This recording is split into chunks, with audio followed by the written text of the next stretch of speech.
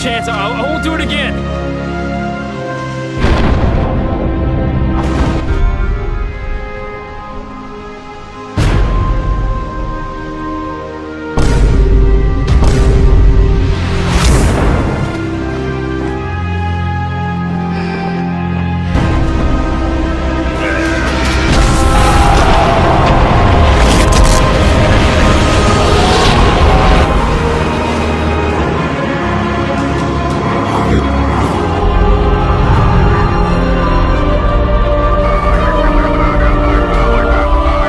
Stay tuned throughout the hour as we follow this ball-busting story of the finest nutshot the world has ever seen.